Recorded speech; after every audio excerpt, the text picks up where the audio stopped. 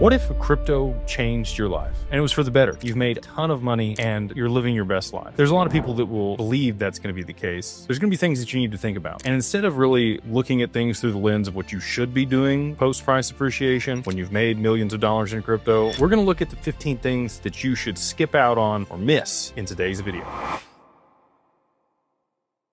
If you're watching this video, there's a good chance crypto has changed your life, or it's about to. And here's the truth most people won't tell you. Making money is easy compared to keeping it. I've watched people hit it big in crypto and lose everything in just a few years, not because they're dumb, but because they made a couple very predictable mistakes. The number one thing that you should not do is post it all over social media. Don't go out there and let everybody know that you've hit it big. The fastest way to lose peace and privacy and leverage is to tell everybody that you got rich. Don't tell anyone. You're going to call 3 people. You're going to call your attorney, you're going to call your CPA or your wealth manager, and you're going to call your spouse. And those are the 3 people that need to know. Outside of that, you need to stay silent. Rich is loud and flamboyant. People that are looking to preserve the wealth over the long term, they keep it quiet. The moment you broadcast it, you invite scammers and lawsuits and family drama and bad actors. You need to move quietly. And look, I'm not saying don't go out and spend some money. Obviously there will be signs, but the less obvious it is, the better, and the more low-key you can play it, the better you're going to be at avoiding some of the pitfalls that we're going to continue to talk about in this video.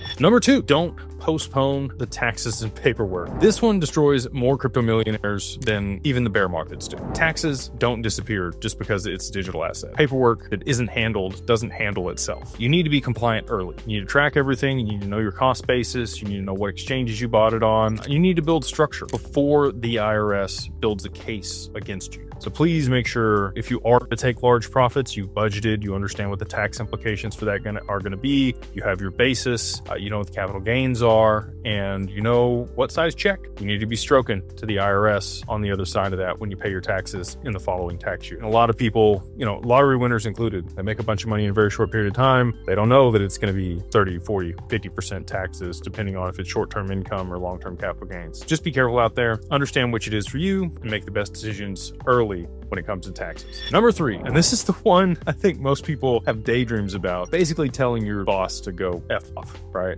If you don't like your job, if you don't get fulfillment from your work, I can understand why people would immediately want to quit their job. Freedom isn't quitting your job. Freedom is optionality. And you need to make sure that the income off of the crypto or the money that you've made is enough to stabilize your lifestyle and continue to build wealth over the long term, instead of making an emotional decision to just immediately quit your job. It might suck that you have to stick it out for a month, 2 months, 6 months, whatever it is, in order to make sure that everything is kosher and stabilized so that you can step away. But you have that optionality at any time. You don't have to be there anymore. And you might find that you actually enjoy some of the work that you do because it's no longer the stress of having daily bills and be living paycheck to paycheck. I think some of that would go a long way for people to stick it out just a little bit longer if you do hit it big in crypto or when you hit it big in crypto. Rash exits also create future failures most of the time. You also don't want to burn bridges, right? When you do quit, probably give a 2 weeks notice, allow them some time to replace you. You never know as things progress if you might want to do business with them later on. Number 4, don't give your spouse a reason for divorce. Money doesn't ruin marriages. Misalignment does. And sudden wealth amplifies everything. So if you already have an ego, if you have insecurity, if you have different visions for your life, you're probably gonna have to work through those things. And if you don't build unity and communication, the wealth that you've earned together will eventually get split 50-50. Now, I know that's not a fun topic. People talk about wife changing money. It's not really a game that I think most people should play. If you have a loving partner that has, put up with the sacrifices that you've made, even though they may have done that begrudgingly, and it may have caused frictions and tensions at times, I would highly recommend just getting aligned on the other side of price appreciation in crypto, having a sit down and understanding what their wants and needs are, and making sure that you both are happy and you can use the wealth in ways to benefit both of your long-term visions. Number 5, don't upgrade anything before you upgrade your mind. This is a big one. If your mindset is still middle class, your spending will be too. And before upgrading your cars and your homes and the watches and your lifestyle, you need to upgrade your financial education and your advisors, and likely your discipline. Wealth without wisdom just evaporates. You want to make sure that you have things structured the right way. You understand how to invest your capital in order to generate additional returns to supplement your lifestyle and replace your income before upgrading anything. Problem that many people have that make millions of dollars each year is lifestyle creep. They will, continue to just add more and more. They always spend as much as they make. Most millionaires or people that have sustainable wealth over the long term live on half or less than what they make for passive income. So if your bills all in every single year are $1 million, you need to be bringing home $2 million after taxes. And then, you can live that type of lifestyle. Until then, you probably want to be around the $500,000 mark if you're bringing home $1 million after taxes. I know that's a hard reality for a lot of people, especially if you do hit it big and you want to upgrade things, especially if you've sacrificed for an extended period of time in order to be able to get to that point. You probably have scraped and scrimped by and ate less and ate ramen and beans and put every dollar you could toward the crypto in order to get the opportunity. And on the other side of it, you want to enjoy life. You want to go enjoy some travel and fancy dinners and have nice things. And I get that, but you would do well to make sure that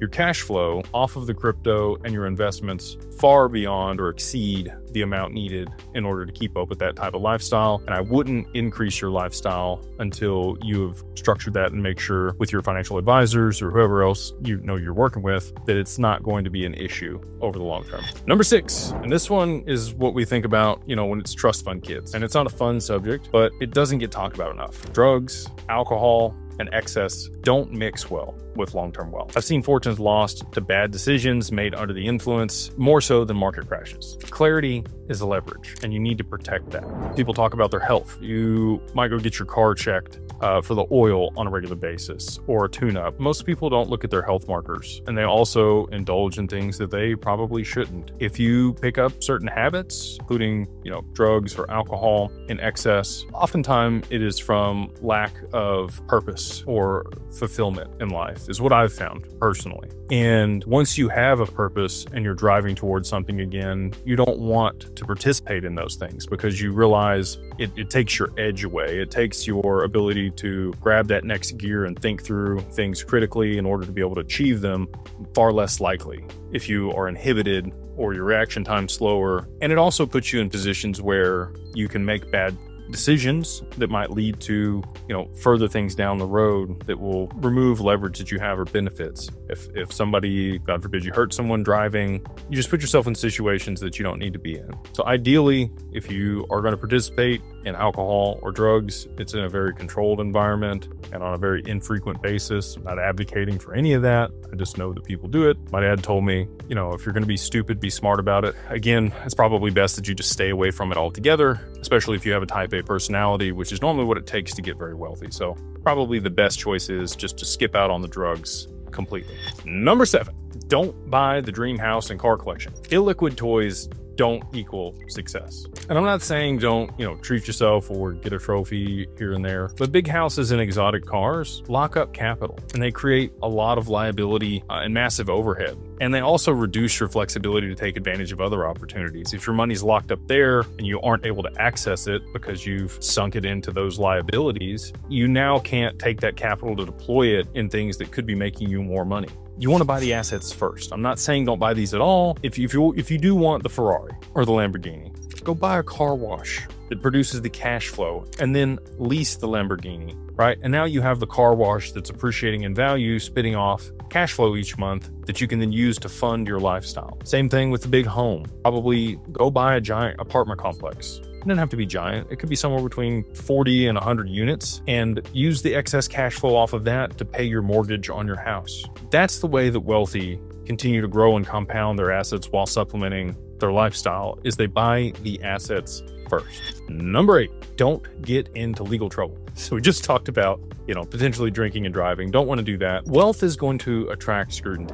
And every shortcut, every gray area, every I'll deal with it later decision becomes amplified when money's involved. You want to operate clean, you want to document everything, and you want to play long game. So a lot of time avoidance is the best option. Don't put yourself in a position to be pulled into a lawsuit. And if you are, segregate that liability. Set up another corporation that's separate of you, that has its own corporate veil, and make sure that that risk is siloed. So if you are going to buy a property, as an example, you would have a holding company that would lease that property to the leasing company or the service company. And when somebody sues the service company, they don't even own the asset. You just close that one, open up another one, lease your property back to that one, and move on with your life. This is a game that people that understand corporate structures play very well, and you always want to mitigate or silo risk when you can. Number 9, don't try to fix everyone's life with money. You can't save everyone. And if you try, you'll end up creating dependency, resentment, and endless requests. Real help is structure, education, and opportunity. Blank checks. Teaching people how to fish is much better than giving them the fish. I'm sure many people have heard that. If you can structure and guidance around things, and also you want to have a family board or a financial committee that's going to help make investment decisions, or a trustee that's going to help you dole out capital in the most effective manner. And also, if you structured it through complex trust structures, you probably have some advisors and other people like a trust protector and a distribution trustee that can mitigate creditor risk if somebody were to come after you in the lawsuit, like we talked about at the last point. But when it comes to your friends and your family, you're going to get requests. People are going to find out that you've done well, and they're going to come to you and ask for some funds. You just need a system and a process for that. You need documentation. They need to provide you with a pro forma and a data room, just like any other company would. Or there needs to be a hard collateral asset that you're going to be, lending them the money to purchase, and they're the operator, and you have ability to, reclaim that asset if something goes poorly. Real estate, a real business, no startups, no sketchy gambling, no Ponzi schemes. You want to stay away from those. And you also don't want to enable people if they have bad addictions or problems. So there needs to be checks and balances. You want oversight on where the money's going. Ideally, you're reviewing your accounts on a daily basis. And if not a daily basis, a weekly basis with your CPA or your accountant, just to verify where funds are being spent. If there's any, missing funds, you've caught it early, and you can make sure that everything's going the right way. And again, you have structure in place for how you're going to be allocating to people's education and the other things that you might supplement for your loan. Number 10, don't assume you'll never go broke again. Markets are cyclical and euphoria is temporary. If you don't take profits and secure things or structure it the right way, where you're able to mitigate the risk of downside and borrow against the funds, you can find yourself in a situation where you've made a bunch of money very quickly and you didn't capitalize on it. Not saying to take all the profit.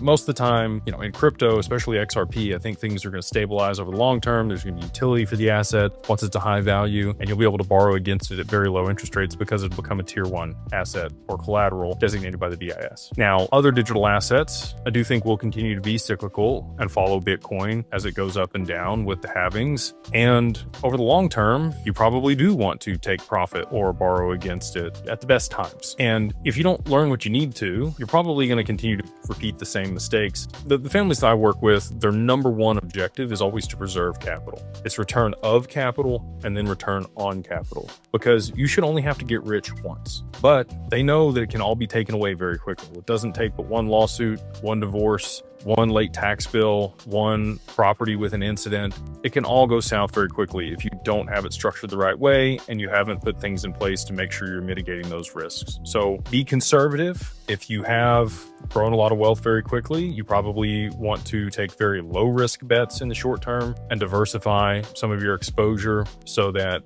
you have wealth preservation. And if the core part of your investment thesis or the tree that you've grown continues to grow, that's great. But branching out in a couple other ways can mitigate the risk of part of the tree being, struck by lightning or get a fungus and die. So if you're separating out that risk across multiple verticals and you have a rainy day fund, you have things put in place so that even if something were to go horribly wrong, you're still okay, that would be the best way to go about it. Again, preserving your wealth over the long term is very different than creating it, and you should only have to get rich once. So number 11 is exactly what we just talked about and touched on, but I'm going to reiterate it here. Don't double down. One big bet doesn't justify the next big gamble. Concentration risk feels smart until it isn't. Diversification isn't weakness, it is wealth preservation. There's a reason that Kevin O'Leary only allocates 20% of his total portfolio in one sector and only up to 5% of his total portfolio in one investment. When you have diversified your risk across that large a swath in the economy, even when there's,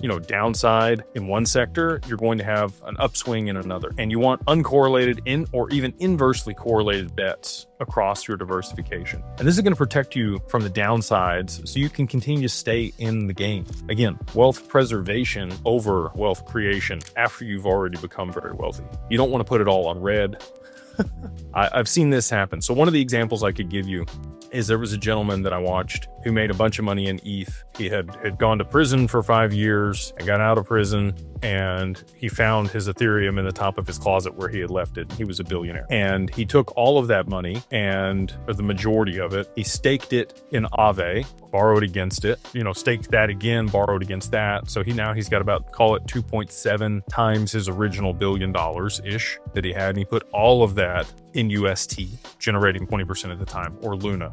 And we all know what happened to Luna. So don't do something similar to that, right? Even if you have domain expertise in a specific area, Warren Buffett is a great example. He does have consolidated interest in specific companies. There's 4 or 5 of them, right? He's got Coca-Cola, See's Candy, Geico, Apple, and then banks. That's still pretty consolidated, but there is some diversification there. And there's very different industries that he's participating in. One's a technology firm or infrastructure, if you want to call Apple that. You've got insurance for Geico, and then you've got consumer goods where there's significant margins for both Coke and See's Candy. So not saying don't continue to stay in crypto if that's where you make your money, but you should probably look to diversify into some other asset classes on the other side of that, just to hedge against the volatility, especially if you're in crypto. Number 12, don't become your family's emergency fund. You didn't become wealthy to become anyone's ATM. Once you fill that role, it never ends. You want to support people strategically, not emotionally and not reactively. So again, we want to put systems and processes in place for how people can access capital from the family if they're part of the family. And if they are friends or associates, you want to make sure that you have systems and procedures for them to present something to your financial committee or the family board. And there's a vote and a standard for which you appropriate capital. If it's willy-nilly and at your discretion and it's at your fingertips and people come ask and you tell them no, you might do it just to avoid hard conversations. Just hand them the money. You're teaching them the wrong things. Again, you want to educate them and you want to have boundaries in place for your family, friends, and really everyone that's going to participate with the funds and the wealth that you've created. Number 14, don't try to win back time with a bender. You can't make up for lost time with excess. Parties and trips and indulgence, they don't replace purpose. We talked about this earlier. If you don't have a purpose or fulfillment, you don't have health, you don't have your family or meaningful work, you're probably going to put yourself in a position where you self-sabotage. You want to continue growing. You want to continue innovating. You want to continue building in a way where you're preserving your wealth over the long term, building a life that you want to be with every single day and participate in and not escape from with, all of the indulgence and drugs and trips and parties and things away from your friends and family. You have the resources now to build the life that you want. And again, not saying don't have fun or do those things. The people that I've seen successful over the long term, they prioritize these 3 things: health, family, and meaningful work, whatever that is for you. And if you can do that, you can still supplement it with a little fun every now and then. But those should be at the core of what you're thinking about on a daily basis and how you operate. Number 15, don't hire your entourage instead of a real team. Friends are not your advisors, and unless they're licensed, probably shouldn't listen to them. You don't need hype men or yes men. You need professionals in legal, tax, wealth strategy, and operations on the day-to-day for accounting and bill pay and all the things that you probably don't want to have to deal with but need oversight on. A real team protects your wealth. Entourages consume it. I can give you an example. There's somebody I know that was wronged significantly by their buddies from high school that they started the business with. I know another one where his cousin and him got into business, and you would think because they're family that it means something more. It doesn't. You want to find the right people that are qualified, that will do the right thing, that have integrity, and put them on your roster early, potentially even before price appreciation happens. Because on the other side of that, there are going to be people that show up that have ill intent or might be malicious. And it's going to be hard to discern who's there for the money and who's there for you. So I would seek these professionals out sooner than later if you are already wealthy in crypto or you think it's right around the corner. And since you stuck around, you're going to get a 16th bonus one. Don't confuse attention with love. Attention feels good, but it's transactional. When the money slows down and the crowd disappears, you want to measure those relationships for who stays when there's nothing to gain. And again, talk about not getting a divorce or not putting yourself in situations where people can take advantage of you, providing boundaries. All those things are stuff that you're going to have to deal with when you come into a large lump sum of money. Irrespective of, how much you broadcast it over the long term, there will be people that find out and come out of the woodwork and do ask you for things. So just know, who's there that are real. And ideally, you got friends that are on the same level as you. We have a mastermind group, a community. Beyond Broke is the website. There's over 18,000 people there that have aligned interest in crypto and are all going to be very wealthy. And the whole benefit there is you can go hang out and spend time with people that don't need your money. They don't expect you to pay for things. They have their own money. They can afford that and the time in order to be able to get away and do things separate of, the day-to-day. If you have friends that still work 9 to 5, a lot of them aren't going to be able to take time aside and afford to go with you. You're going to have to be the one shelling that out. If you haven't ever had a ton of attention before, again, it can feel like love, but at the end of the day, you want to make sure that it is the real ones that you keep in your circle, your tight circle over the long term. So to close out, thank you for sticking around with me. Hopefully that was helpful and you stuck around to the end. If you haven't yet, please hit like, subscribe. Let me know what you think in the comments below. What are some of the other things that we should add to the list? Things that you should not do if you get wealthy in crypto, or if you have had a life-changing experience, maybe share your expertise in the comments below. And with that, we'll see you on the next one.